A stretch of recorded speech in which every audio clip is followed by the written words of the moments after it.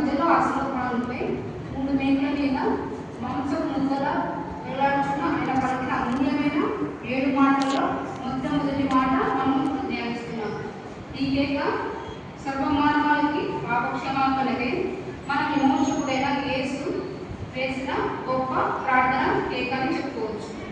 ఆయన పడిన అవమానం, దూషణకు, భయంకరమైన చిత్రవదలకు తనలో తాను దిగమింగుతూ ఈ అవమానాన్ని భరిస్తూ తనను తగ్గించుకొని రిక్తులుగా చేసుకొని ఈ లోకములకు ఆయన వచ్చి ఉన్నాడు.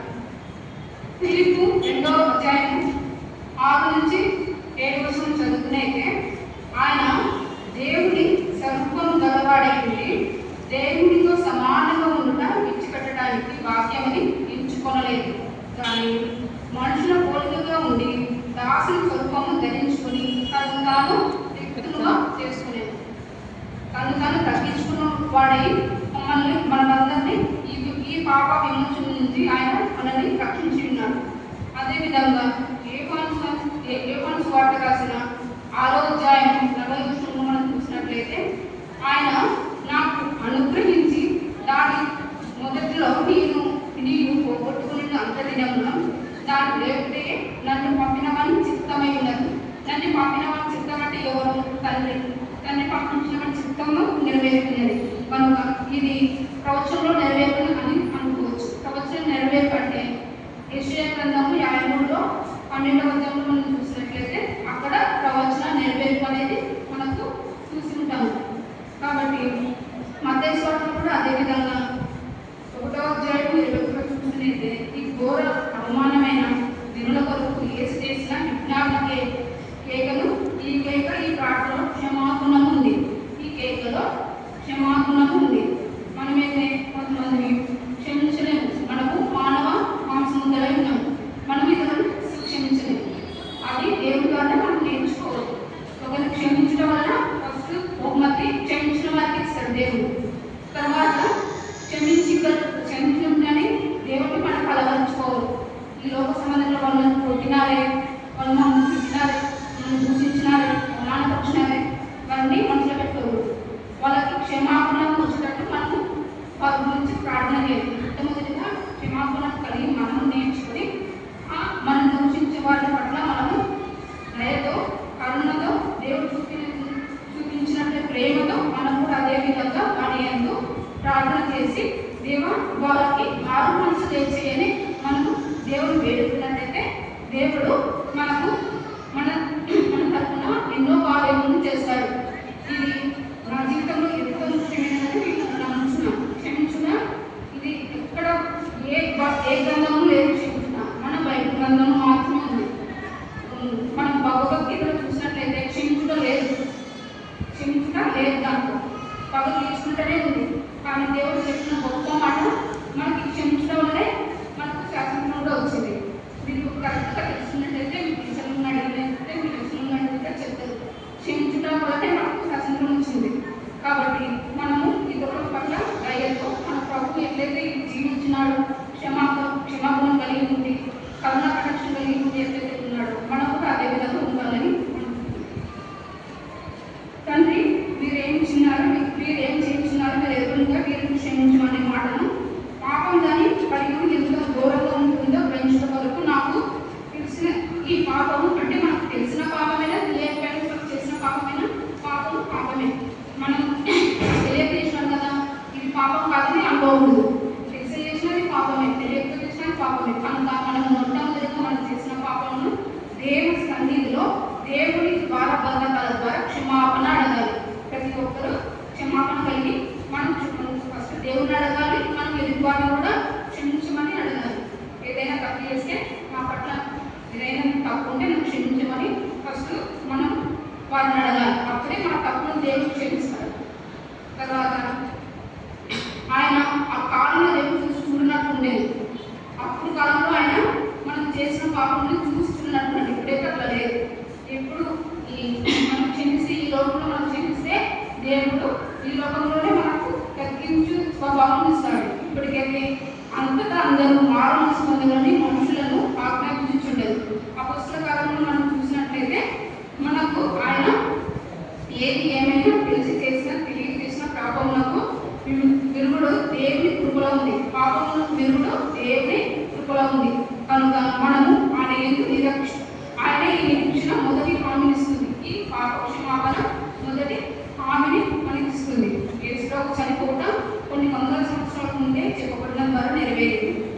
యేసుప్రభు చనిపోయిన ఈ క్షమాపణ అనేది కొన్ని వందల వేల సంవత్సరాల ముందే జరిగింది. కావున గొప్పవాళ్ళు నేను అతనికి పాలు పంచిపెట్టదను, అనులతో కలిసి అతన్ని కొండ సముద్రం విభాగించుకునేను. ఏలైనా మరణం నొందినట్టు అతడు తను ప్రాణము దారపోసాను. అతిక్రమం చేయవారిలో ఎలా ఎంచబడిన వాడి అతిక్రమం చేసిన వాడు ఎంచబడి ఆయన పాపము బోధించు తిరుగుచు చేసిన వారి గురించి విజ్ఞాపన చేశాడు. యెషయా 53:12 ఈయన మన కొరకు విజ్ఞాపన చేసిన తండ్రి. ఇక్కడైతే ఈ విజ్ఞాపన ఉంటుంది. తర్వాత వీరేం చేస్తున్నారంటే అజ్ఞానం కూడా లేదు. విజ్ఞానం ప్లస్ అజ్ఞానం కూడా లేదు. మనం తెలుసుకున్న దేవుడు యెషయా గ్రంథం 1:3 ఏమంటాడు? యెరూషలేము యూదులకు జ్ఞానం అనేది లేదంటాడు దేవుడు. అట్లా మనం జ్ఞానం లేని వాళ్ళం అంటున్నాము.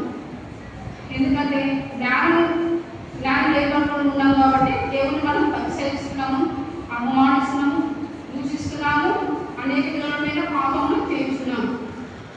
లూకా సువార్త 19:10 మనం చూసినట్లయితే నశించిన దానిని వెతికి రక్షించుటకు మనుష్య కుమారుడు వచ్చినని అతనితో చెప్పాను. ఈ మొదటి మాటలో తండ్రి తనతో ఉన్న ప్రజలతో తను తాను అన్వయించుకున్నాడు.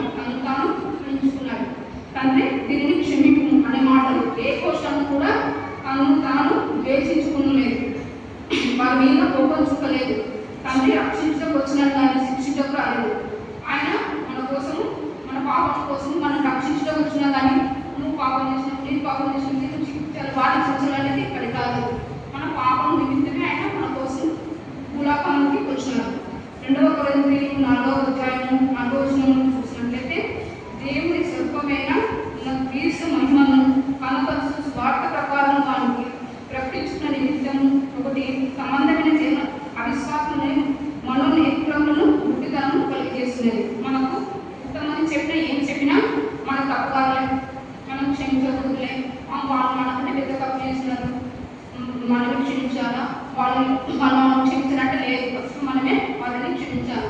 ఎందుకంటే తప్పు చేసి చెప్పినా మనం వారిని క్షమించి వారి పట్ల జాలి కలిగి ఉండి మనం వారి కోసం ప్రార్థన చేయాలి. మనం క్షమించడం అంటే ఎంతకాలం క్షమించాలంటే మన జీవితకాలంలో 80 సంవత్సరాల వరకు మనం వాటిని క్షమిస్తూనే ఉండాలి. మత్తయి 5:44 నేను మీతో చెప్పలేనుగా మీరు పరలోకం మీ తండ్రికి కుమారుడినట్టు మీ శత్రువుని ప్రేమించుడి, మిమ్మల్ని నిందించే వారి కొరకు ప్రార్థన చేయుడి.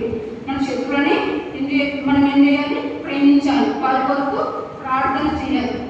వారి కొరకు మనము ప్రార్థన చేయాలి. మన ఇంటి పక్కల వాళ్ళు మన కులాయిలు ఉన్నా కూడా ఏదన్నా మున్సిపాలిటీ చెత్త ఉన్నా కూడా మా ఇంటిని కలుస్తారు, మా ఇంటి దగ్గర చేయకూడదు, మా ఇంటి కాడ ఉండకూడదు అని మన మీద గొడవ పెడతారు. మనం ఏం చేయాలి? సర్లేమా నాదేలే కాదు, సర్లే మేము చేయించుకుంటాము అని మనం తగ్గించు స్వభావం తగ్గించుకుని వాళ్ళకి జగన్ ఆడగా వాళ్ళ గురించి ప్రార్థన చేయాలి.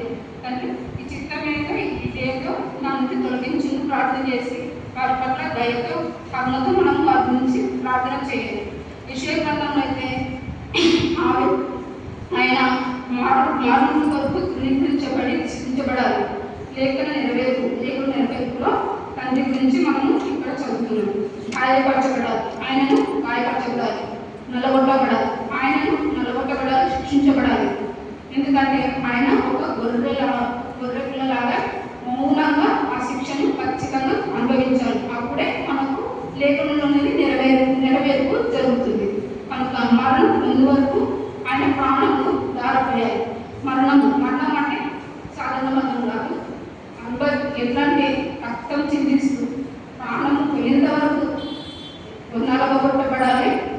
శరీరం అనేది రక్తంతో తడవబడాలి. అటువంటిది ఒక గొర్రెను బలి ఎట్లయిస్తారు? గొర్రెను బలి ఎట్లిస్తారు? ఉంటే దాన్ని చంపేస్తారా? కాళ్ళతో బిగిస్తారా? లేదు. దాన్ని కట్టినాక దాని మెడను ఉంచి రక్తం చిందేలాగా పోస్తాడు. దానే రక్త దేవుడు శిలువ మరణంపై రక్త తర్పణ చేయడం వల్ల